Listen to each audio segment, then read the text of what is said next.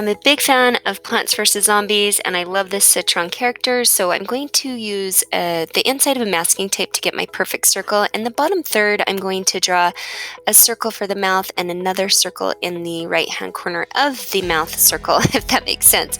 There's 6 sections to the orange, and so I'm going to just do little tiny lines to kind of start the guiding instead of just jumping in and giving myself big lines and messing up.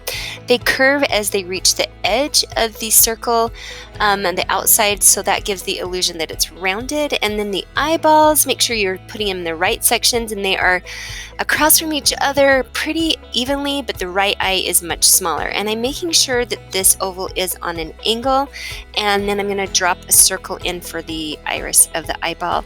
And with the ovals, I've noticed how I'm not touching any of the edges to those dividing lines that I added earlier. So I'm throwing in these sharp angled eyebrows that do touch the top of the eye, the oval. The right eyebrow comes off of the edge of the head of the character, and they're just basically triangles that come down really elongated so that it looks like it's concentrating. Now I'm just going to throw in some lines for some shadows to copy the image that I looked at. Now you don't have to do it exactly the way that I do if you just wanted to shade the sphere and not be super accurate with the values.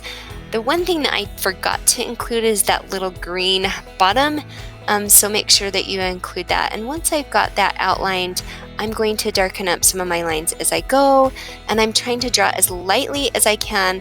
I'm just using an HB pencil. It probably would have been better to use like a 2B and a 4B and then like a 2H so that I get really nice control. Another thing that helps with your values and controlling, of course, is the pressure, but also if your tip is really sharp. I do think I got a little dark with the shadow. I just dropped, but it's okay. So make sure that when you're coloring in the eyes, I always give the most attention and detail to the features on the face, especially the eyes, and never forget those nice highlights in the eye. And then I just go through and drop my lightest shadows in through the rest of the orange, except for this part. So once you get that in, we're just going to go back and forth and change directions so that I have, it looks a little bit smoother. I didn't want to take too much time making sure this is super blended just because it's a quick sketch. Okay, and then you're done. Good luck, you guys.